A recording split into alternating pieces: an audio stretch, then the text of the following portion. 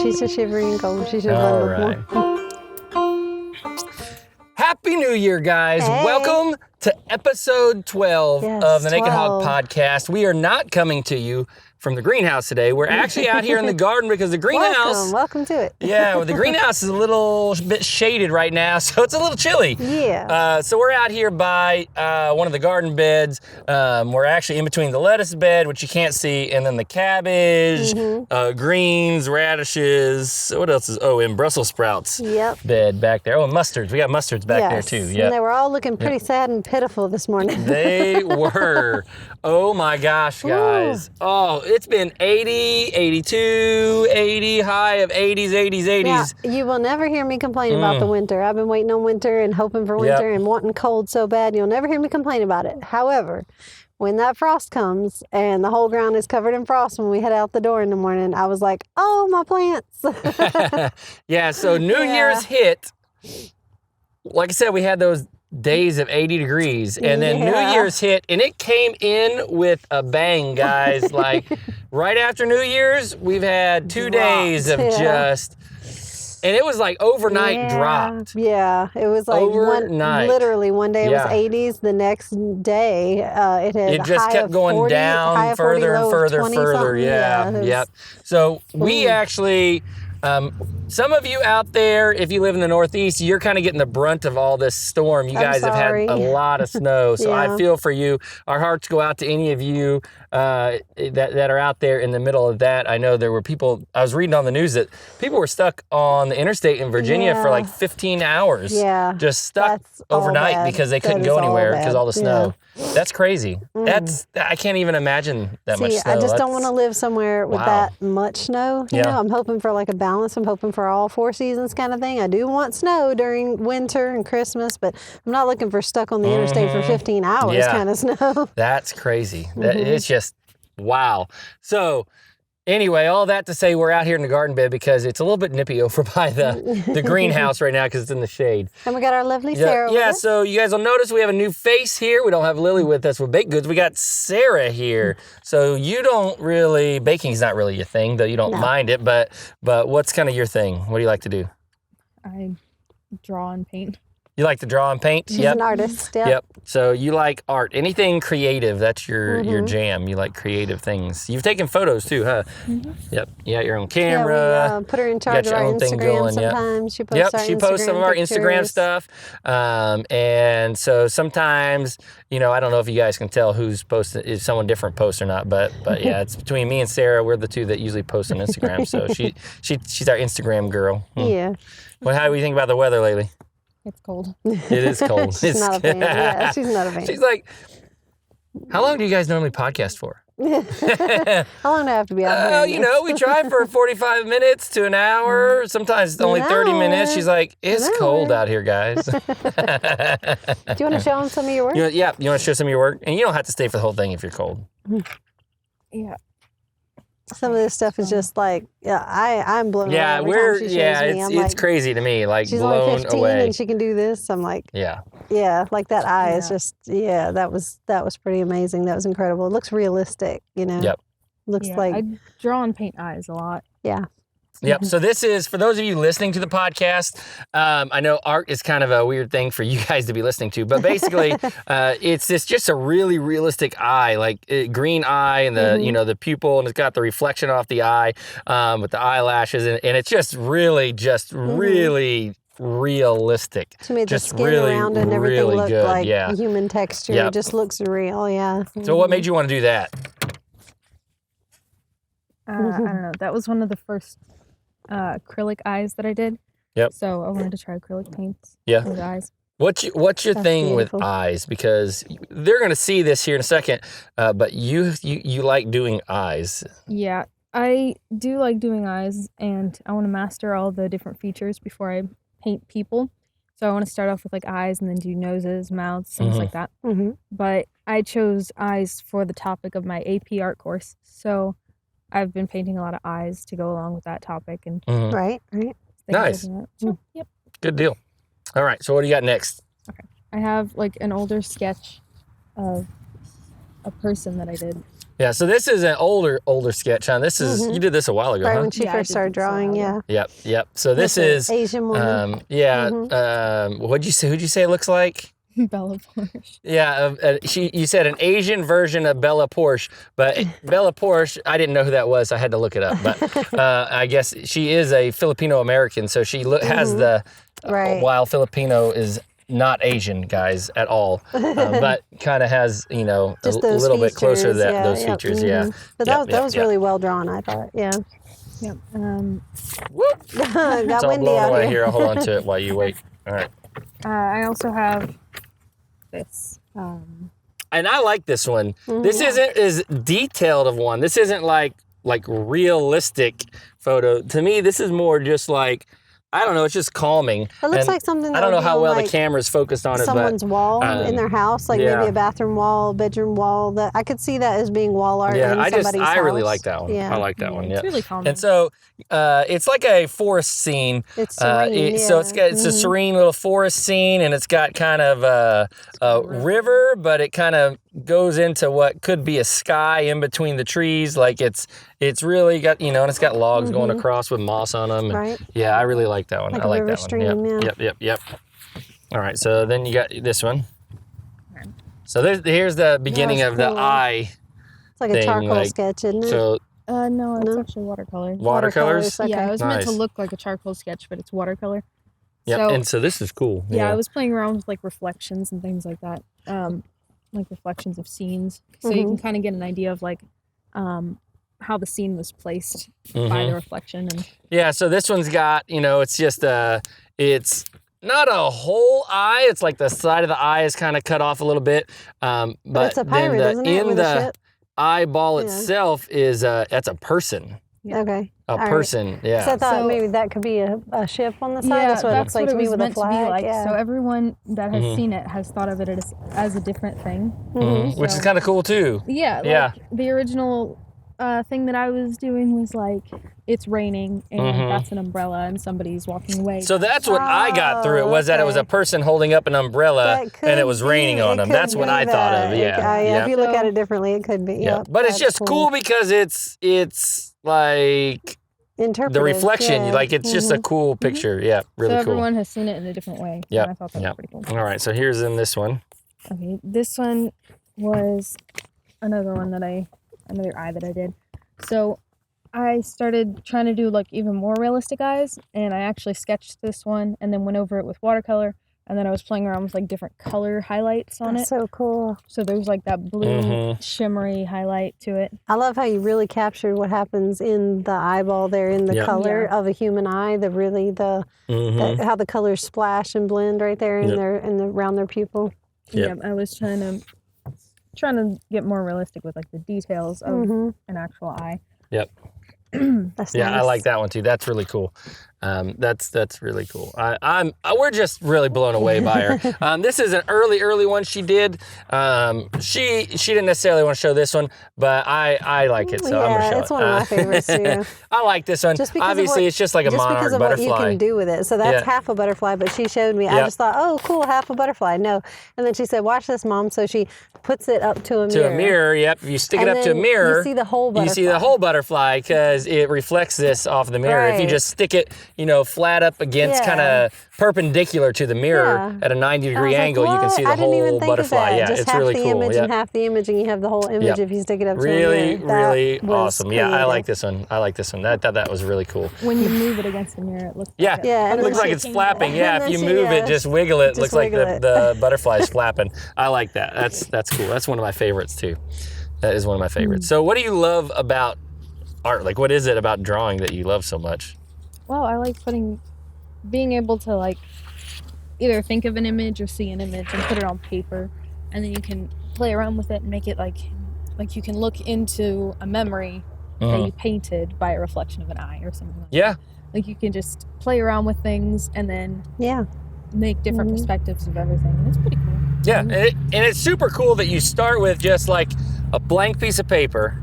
Yeah, and just what's in her head, and you just make something out of it. Like it's just cool, And watching her work, it looks like she's just throwing a lot of colors together. She splotches this and that paint color here, or does this and that, or I see some sort of random sketch going on that just looks like a mess at first, and I don't know what it is, and it's just like somehow molds and shapes into this masterpiece at the end. It's she crazy. just makes magic happen. To me, art, like how she does her art is just, I don't know. It's mind-boggling to me. You know, it's she has a real mind-boggling. talent. So definitely, and she loves to do it. And we're all about cultivating their talents. So we like to help them do stuff they love to do.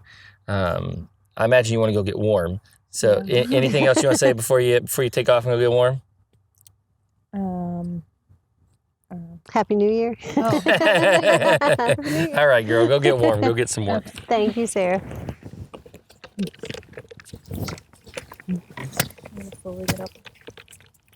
Oh, yeah. There we go. And we're going to scooch in here, scooch all this together. get all snuggly so Mom and I can stay warm here. All right. Body heat. Yep. All right. Hey, baby. Hey, you want to go get married? Sure. You want kids? Yeah, let's have 4. All right. So we actually, our main topic we want to delve into today kind of involves the future of the Naked Hog going forward. Yes. Is there anything else we want to talk about with the garden before we get into this? Like with the frost, so the garden looked pitiful, but we think it's going to be okay. We think everything pretty much survived. Some of the cabbage is looking rough, but it's kind of on the comeback. These are cold winter crops, and these are cold hardy, and they, they're pretty strong. They're garden strong here, but garden strong. We need to make a T-shirt with that. Garden strong. So they did perk up after the sun came out. They kind of and brought back to life a little bit, but around the cabbages, of course, are still looking a little wilty. And if it does it again, if they get hit with another frost, I'm hoping that they'll bounce back just as well. But I mean, no promises. But if they can make it through, since they are cold hardy crops, if they can make it through, that'd be awesome. My Brussels sprouts took it like a champ. My Brussels sprouts. Yeah, the Brussels sprouts did, and the lettuce did. Yeah, and they seem to need that. They seem to need that cold and that frost, and they do. They literally need a certain amount of cold hours, a certain amount of chill hours, so they'll actually produce well. I mean, they'll produce no matter what, but they need that cold. Just seems to help them come spring when it starts to warm up. Then it triggers them to really shoot out a nice, good, healthy stem full of sprouts. So that excites me. If nothing else, I'm going to get Brussels sprouts. I'm kind of excited about it too, just because it's cool to see them grow, and we've never successfully done it yet. So even though I'm not a huge Brussels sprout fan, I'm going to enjoy eating them just because we were able to grow them. So the other things, the lettuce and the kale did really well. No problems. No problems with either one. Last year, man, we would have hard freeze, and the lettuce and the kale didn't care. Like they just kept on, and that's without covering them. Yeah, and it's still going to be up and down. Like this isn't winter hasn't steady set in cold every night yet. Like it's still, I don't think it's going to this year. Yeah, it's Louisiana. It could bounce back up into the 80s tomorrow. You just never know. Well, so it's supposed to be here in a few days. It's supposed to be high 70 again. See. So, I mean, and plants are going to be happy again, and then, so they're going to have to, hang in there. They have to be garden strong or they're not going to make it, so. Garden strong. We might do that. We might make a T-shirt out of that. Garden strong. Yeah, we should. We should. So then on to the next phase of our life outside of the garden. Yeah, so we have done a lot of praying lately, guys. And the reason being is we've really felt that, playing behind me. Sorry, my cat just playing on the chair behind me. Yep, hey Panda. We've really felt that this may not really be where we need to settle down. So we had gotten the response before when we had first moved here and prayed about it. We got the response that we were supposed to stay here, and we did for a few years now. And we stayed, and then now we did, like you said, a lot of just really hard praying, some hard talking with God about it, because we kept getting the feeling that it's not meant to be our forever home, definitely, and it's not meant to be our long-term home either. Like, I got the feeling that we're supposed to go somewhere else, like we're supposed to move. I kept getting that prompting to, okay, it's time to go. You know? Now, in the past, we'll take you back through a quick synopsis. In the past, we've actually looked at moving a couple other times. Never have we really prayed about it and kind of accepted the answer that we got. We've always just tried to push. And both times, do it our way. Both times, though, the sale fell through, and not on not technically on our end. The first time kind of was our end because we pulled out of it. But so the first time we got to closing, the week of closing, and I got laid off from my job that I had at the time. Right. But it was a job that kept me away from home a lot. So I had been gone away from home, away from the family a lot. I'd be gone overnight, gone for training. I didn't see it as an actual bad thing that he got laid off from that job, because we didn't like that job anyway. Yeah, so I got laid off from that job, and obviously we couldn't go through with the purchase of the house because because I got laid off. So obviously we shut that down, and so we didn't do that.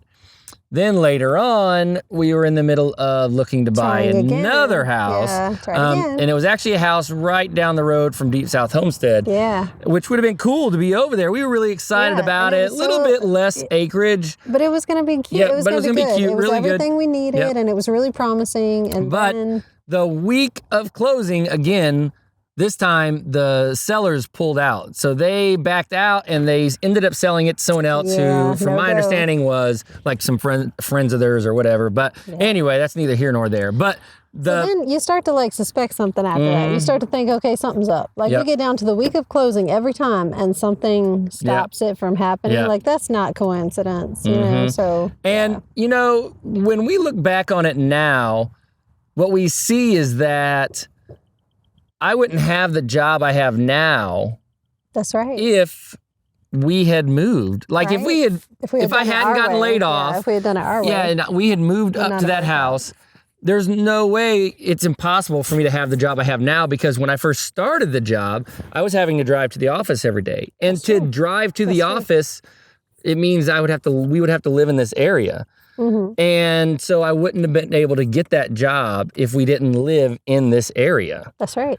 Now we got that after COVID job, after COVID, I'm able to stay home. They started teleworking, and now there's the possibility of remote work, which is now what leads us to be able to even look for a home. And what that means is elsewhere. that he'll be able to work from anywhere. Like, he works from home, but he'll be able to live anywhere. So like right now I telework, but I still have to be close enough to the office in case I have to go in. But what remote work will mean is I can work anywhere. So it really just makes it possible. Anywhere. So with that possibility, that's kind of what kind of spurred us into praying about this, thinking, okay, things kind of look like they're in a spot where we should start looking at this. And we started praying a whole lot about it, and really open to the idea that it's okay if we're supposed to stay here, because we had already settled on doing that anyway. Right. So we did a lot of praying about it, and really we feel prompted that it's really time to go now, and it's time to move on. When events in your life start happening that don't seem like coincidence, like it just kind of, you see the pattern there, and you see something opening up, you see something happening there, you tend to, it makes you stop and think, and you tend to follow that and be like, okay, wait a minute, what is this? Or you should stop and follow it. You should follow it, and you should ask God and say, okay, what is this leading us to? What are we supposed to do here? So that's what prompted that to action. And then the difference this time was that we were willing to stay here, whatever he wanted us to do. We're willing to stay, or we're willing to go, but it's not going to be our decision this time. It's not going to be what we want. It's going to be what he wants. That's the difference. Yep, definitely. And I really am, I'm big on making sure that you're not closed-minded, and you're open enough that you can see possibilities when they present themselves, and be looking for them. And I think that, we're expected to really research things and look into things, and not get so single-mindedly one-sided, kind of blinders on, going head forward towards something without watching. You know, I think he expects us to do the research and look into things and not just be singly focused on what we want. Because if I get too hung up on what I want, this is how it's going to be because this is what I want. And I'm going to make it happen this way no matter what, do or die. If I get so hung up on that, I'm just missing all of this other stuff. And then you miss other opportunities. You miss the things that, I'm just missing his will for my life. I'm going with my will instead of his. Yep. Is it still recording? The cat just jumped up and landed on the laptop. Let me see here. Did he mess it up? Nope, it's still recording. All right. Baby, you can't do that. Can't jump on the laptop. Yeah. Sweet What's baby. up, bud? Yeah. Little milk. Yeah. That's a sweet baby. And you think... Sorry, our cats are always interrupting the podcast. We always got to stop and snuggle the kitties. Yeah, you think just so snuggly because it's cold, but that's not true. No, they're just always They're snuggly all the time. They're always snuggly. Always snuggly. Yeah, good thing we would be able to catch our barn cats if they needed any sort of help or medical attention or something. Good thing we can catch them. So where are we looking at places? Yeah, so where's the main focus of our... Right, so then that begged the question, okay, if he's telling us to go elsewhere, if this is not our forever home and we're supposed to live elsewhere, well then where? And that, we've been searching, we've been looking, leaving every option wide open, just kind of keeping our eyes open and ears to the ground looking. And then yeah, really, but we're open to wherever, but we've really kind of focused in on the Southeast, really Alabama, Mississippi, Tennessee, And I've looked on every search engine website thing, and every place that I've looked for in the north or any of the coastal states, there's really nothing that would meet our needs. There's nothing available out there. Nothing available for a reasonable price. And it's not within our price range or anything like that. But in the Southeast, there seems to be quite a bit that's reasonable and in our price range. And there's some options all in the Southeast. So I'm guessing he wants us to kind of stay Southeast, and that would make sense. I mean, we would be able to be close to family. We would be able to visit our family should they need us. Yep. But, we have faith and we have trust that when it's time for us to actually move, that the right opportunity will present itself and that we will be able to get into that. I mean, he's never failed us yet, so we have no reason to doubt that. Yep. But we've been looking. There's a couple places we have in mind that we've been looking at real closely. But, we have a little bit of time before we would be able to move anyway. Right. So it would be kind of... A loan process itself takes, it takes a while, a little bit. And it'll be probably late spring-ish. Yeah, that's what I'm thinking.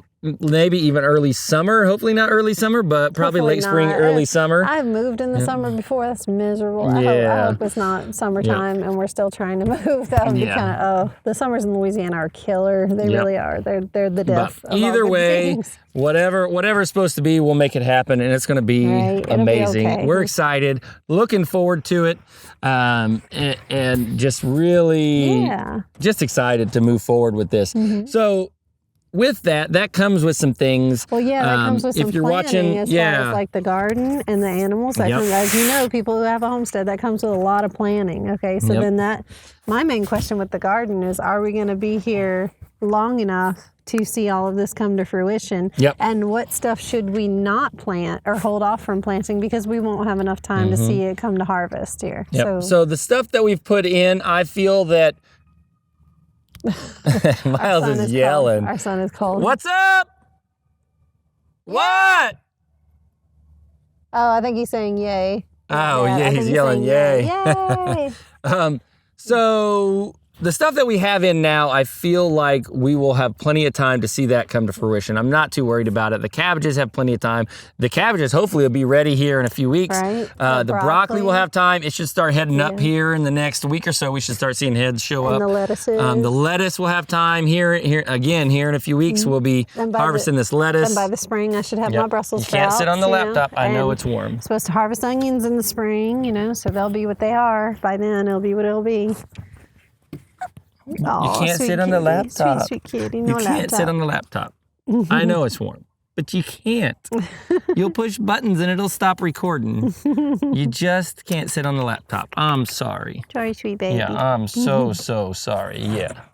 I know. How much? Do you need to pause and restart? Yeah, we'll go ahead and pause. Yeah, Let's restart this camera. So we're watching Panther over here. Panther she's right over here on the side, like down in the grass. Tall grass at the bottom of the tree. She's like a little jungle cat sneaking. Yeah, so Panther, not to change subjects, but Panther, we had her locked up. We did. Had her kind of like in recovery in a brooder. Now, I think we mentioned on the last podcast that we were going to catch her and take her in to get her seen. Right. So the result of that, we did. We already told them the result of that. Well, we told them on the main channel. Oh, yeah. But for those of you who just listen to the podcast or are watching and you don't watch the main channel, number one, you should go check out our main channel. Yeah, go watch our videos. But Panther, we took her in. They put her under anesthesia, checked her out completely, did an X-ray, and couldn't find anything wrong with her paw. No injury, no break, no wound, no nothing. Yeah, no nothing. They said it must be like superficial, a sprain, like a sprain or something like some that. Soft tissue damage, like a pulled muscle or something. So she it's like an owie that she doesn't want to step on because it hurts. Yep. So we didn't have anything in the brooder right now, and we put her in there just to kind of recover for a few days. Right. After a few days, rest and recover, and she'd be fine. Yeah, keep her from jumping was the main thing. Yeah. And we don't have anywhere inside to do that. No, we don't. So it was actually before the cold snap. We put her in there for a few days. She was in there, like 3 days? Yeah, food and water 3, 4 days. Shavings and snuggled down in the brooder and just kept her from climbing for a few days. And so we let her out right before this cold snap, or the day that it was supposed to get really cold that night. Yeah. And so she could go with the other cats and hunker down and snuggle with them. Yeah, so we let her out, and then we put Angie had this great idea to fix up. We have these big black. Those of you that have cows will know the big tubs that come with what's it called? It's like filled. It's not. It's like a molasses tub, or protein tub. That's what it is. There you go. It's a big protein tub, right? They lick it out of the tub. And so we have empty ones that we got from. I think we got these from Deep South Homestead. I think they gave them to us because they didn't need them. I think so. Was it either that or Brother Tally? Oh, that's right. It was Brother Tally. Yep. It was a good friend of ours. So we have these big black tubs, and we turned them sideways. Yeah. So Angie had this idea. Turn them sideways, right? Put like blankets in there, and cushy down in the bottom, so they climb up in the tub. And it's like a little tiny cat house, but it was on our porch. And it had the wind blocked a little bit, so then it was warmer on our porch, and they snuggled in their little bed inside that tub. So and they liked it. They did snuggle inside there. Spot right there, so Panther could snuggle with her brothers and be warm, and her mom. And then since then we've been watching her, and on the next video coming out on the main channel, I've got a little bit of footage of Panther, not a lot, just a couple seconds worth, but kind of showing her doing a little bit better. And she's not putting full weight on her paw, but she's trying. But she's starting to use it instead of holding it up. So it's not all kinched up under. So she's that's starting good. To just Panther, put gentle weight on it. Panther is doing much better. So that was relieving to me to know that it wasn't going to cost surgery. It wasn't going to be like some huge fix or put a cast on her and then I have to catch her again to get the cast off later or something like that. It wasn't some elaborate fix. It was just a pulled muscle, so it was good. Yep. Yeah. That's a blessing. Yeah, it is a blessing. I was really happy. That was money well spent. Yes. To find out. Yeah. Yeah. And, I learned something that I didn't even know was a thing. What? And my mind is boggled by this, is that there are veterinary chiropractors. Yes. And acupuncture. So this vet, we had never been to this vet that we took her to. We just took her to the first available appointment at the closest vet we could get. Local clinic. Yeah. And I was actually really impressed by them. It was it's a vet clinic here in right about 10 minutes from us in Folsom, Louisiana. And they do veterinary chiropractic care for animals. Right. I don't even know what you call a veterinary chiropractor. They Maybe that's what you call it. Veterinary chiropractor. It was basically like and acupuncture. You guys know what acupuncture is with the needles. I'm amazed they didn't offer physical therapy for them or something. They might. I don't know. Legit. Yeah, it was and they do half spa, half laser treatment. They do laser treatment for wounds to keep it from scarring as much. I'm like, I'd never thought there was something like that for animals. Come a long way in veterinary medicine, let me tell you. But that was impressive to see. If I'll tell you what. All that for I would love for animals. I would love to take Winston in there. Our dog Winston. Winston is spastic. Let me tell you, he's I guess technically medium. I call him a small dog in my mind, dog. He's a medium dog. He is so high energy. He's fast, loves to run. He's so playful. He's just a dopey little dog. I cannot see them sticking needles in him. No, There's no chance. There's no way they get needles in some. He can't even stand having his nails filed or his teeth brushed. Like, he won't hold still for it. So, no way. You'd have to sedate him first. Let me know what you guys think about acupuncture on animals and dogs. And if you have any pets that you think would handle it. Can you imagine MC taking in one of her birds for some acupuncture? My bird has to have their acupuncture now. I can't. I know. I just don't see it. I don't see it. I'm sure it's laser therapy. I'm sure it's legit, but I just can't see. I can't see an animal, bird, dog, cat, otherwise getting acupuncture and actually sitting still for it. I just can't picture it. Right? I don't know. Maybe I'm wrong. I must be wrong because otherwise it wouldn't be a thing. Very good, excellent care. I highly recommend these people, and more vet offices should be like this one. They were really nice. Cool. Yeah. They did a really thorough job, a really good job on normal veterinary care. Right. So we didn't get any acupuncture on Panther while she was there. But I imagine they're pretty good. But they were really good to her. So kind of shifting back towards moving.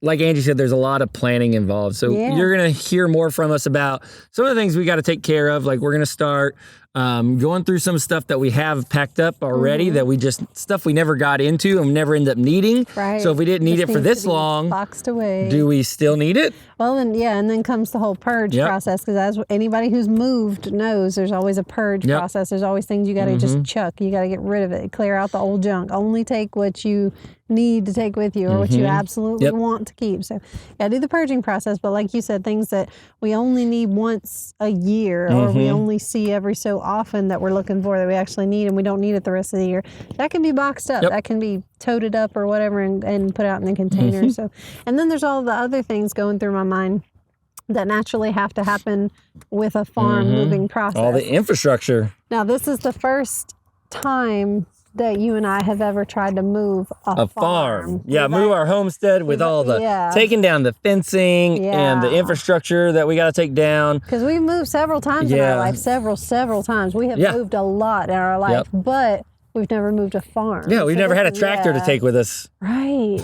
We have all the T-posts, all the fencing, all the everything. And then we have to have a structure there for when the animals arrive. They've got to go somewhere, So, and then, like you said, taking down all the implements here, and then. So that's kind of one of the benefits. Horse trailer, or some sort of animal trailer that we don't have. We'll need some sort of animal trailer. So one of the benefits that I see to moving somewhere, like say, in central to southern Alabama, would be it's close. Right. That's so like, say for instance, we're like 4.5, 5 hours from Cog Hill Farm. And so for us, like, if we were to find a place that's 5 hours away, that's an easy trip back and forth. Not easy.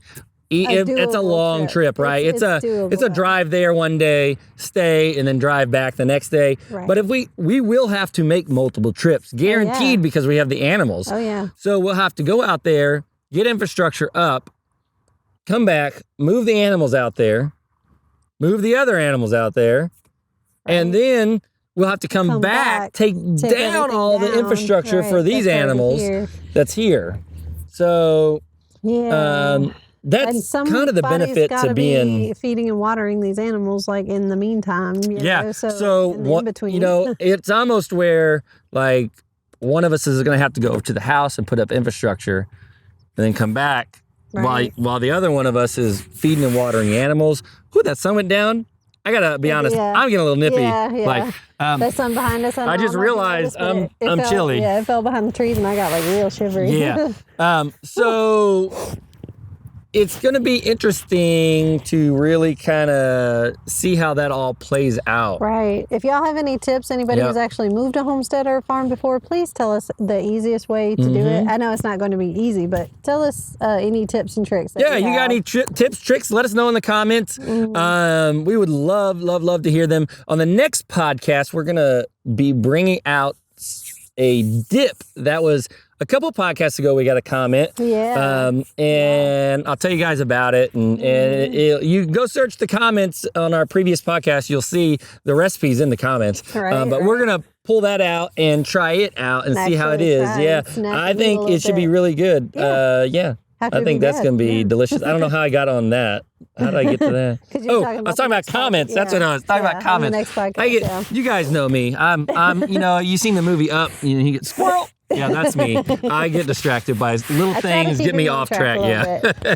Without you, baby, we'd have all sorts of zigzag garden beds and a broccoli mixed with lettuce, and I'd be all distracted. I'd be too it would focused. Be bad. I hyper focus on what I'm doing. I hyper intensely focus on one subject, though. So he keeps me going. You keep me motivated. I keep you distracted. Move on. Yeah, he helps with that distraction, but I help him circle back to what we were focusing on. I help him pull on back, and he helps me keep going a little bit. I keep you distracted. All right. Well then. It works out in the wash. It works out. We got, also, I can't remember if I told you guys, we got game cameras put out now. Yes. My parents got us game cameras for Christmas, which was awesome. Thank you, Mom and Dad. I appreciate it. So we got game cameras put out, and we haven't gotten anything yet other than me and Miles, but we just got to get them pointed in the right direction, I think, and we will get them, because we've had a few new prints out there, but nothing substantial. Maybe we'll catch some deer or some coyotes, other things, but I'm thinking more like we'll catch coyotes or predators, because I've seen a lot of coyotes heading toward like other cities or driving alongside the road. You said you saw a coyote today. Alongside the road, broad daylight, saw a coyote out eating a carcass on the side of the road. So I've seen more and more coyotes. So we'll probably see less and less deer. So we may not actually catch a deer now that we finally got our game cameras up. We may not actually see a deer, but I bet we see more predators. I would like to not see a deer on the game cameras, because we've seen some really big hoof prints. Again, if you watch our main channel, you'll have seen the last video where Miles and I put out the game cameras, and I mean it was. I don't want to say it was almost the size of my hand, but it was a good, 2/3 the size of my hand. The hoof print was. It was good size. I don't know deer. I don't go hunting, but it was a good size. Yeah, when I was looking at it next to my foot, I've seen regular doe tracks before. That was not like any doe track I had seen. I put my foot next to it, and I was like, oh, that's pretty it's a good size track. Yeah, this wasn't just a track out in the back of the property. This was right through the broccoli bed, right through the broccoli bed. And then there were some smaller tracks up by the onions behind us. On up there. Yeah. On up there. So none of the plants have been missing, though. I've been checking. They haven't eaten anything. No, not yet. Which is surprising to me. But I don't know if they're waiting for it to come to harvest time. Maybe they're waiting for it to come they're waiting for the same thing we are. Yeah, they're waiting for that broccoli head to start poking out and look all nice. Lettuce or and it's gonna be like it's gonna eat on it. Gone. Oh, I would cry. Oh my goodness. And the one other thing I want to talk about was New Year's. New Year's. Yeah. So New Year's, we tried. I think I told you guys we were going to do this corned beef. Yeah. And we did. And it was if you guys want to know the recipe we used, it was basically the same recipe as Ruhlman, RUHLMAN, I think. If you look up Ruhlman, if you just look up Google Ruhlman corned beef, his recipe will pop up. Ruhlman is like that was worth it. He's supposedly the be-all, end-all of curing, but there's another guy that I actually like better, but he didn't have a corned beef recipe posted. But this recipe was really, really good. Yeah, whatever you did with that corned beef, that was the bomb right there. It was so good. So we took it, we brined it in the corning solution, the cure, for 6 days? Yeah. It was in the cure for 6 days in the fridge, and then we took it out, rinsed it off. It takes some advanced planning ahead of time, but it's well worth it. It just sits in your fridge after you get all that process done. It just sits and waits. And it was about a 10% salt brine, so at that point it's pretty salty, right? You rinse it off, and then I put it in to let it simmer in with some of the pickling seasoning went in with the cure. The rest of it went into the water that I boiled it with, and it was fabulous. As it simmers, I didn't boil it. I did just barely simmer it, and it simmered probably for 4 or 5 hours. Yeah, and long time. It doesn't dry out. It's super juicy and moist and like tender. Melts in your mouth. And just fell apart. And, it's just the perfect amount of saltiness that's left in that meat, because all that salt, when you're simmering it, comes out into the liquid, and then what's left in the meat is just the perfect. Oh, so good. And then after you have this fabulous New Year's Eve meal, and after you eat it all hot and fresh and ready like that, in your fridge for leftovers, those cold corned beef sandwiches. Yes, corned beef sandwiches. So good. You can eat all that corned beef. Oh, and we're out. We're going to have to make some more. I'm going to have to buy another brisket. I know. I'm going to have to buy another brisket. You know, we can do it and not have it be New Year's. Ooh. Yeah, why don't we just make another one just cause? Yeah, I think that's a good idea. We're going to Sam's Club. We're gonna pick up another one when we go to Sam's Club. Yep. That's the deal. It was really good. I wish we were doing our own beef, but we don't have that yet. But hopefully soon. Hopefully she's pregnant. Hopefully Mabel's pregnant. Yeah. But it's getting a little bit chilly out here, guys, so we're going to wrap things up. Thank you guys so much for watching. We appreciate you guys. We tell you every single time. We appreciate you no matter where you are from. If you live in the U.S. like us, great. We love our fans over in the U.K. Thank you guys for watching. Anybody whatever country, wherever you are. Anybody who likes watching our videos, we do this because we want to. We love it. We want to share it with you. Yep. And hopefully maybe you guys can learn something from us. We can learn something from you. We love having you here in our home and kind of with us in our garden and on our property. That means a lot that you watch our videos, and validates us. It makes us feel happy about it. It makes us feel like we did something for you. So and if you guys want to help us out at all, feel free to share this to any of your social media channels. Let people know that you think would be interested in watching it. Really family friendly. It's rare to find family friendly entertainment these days. I found out that some of our viewers are children, and they like our videos. So your kids can watch it. Thank you guys. We love you, and we will catch you guys in the next podcast. Bye.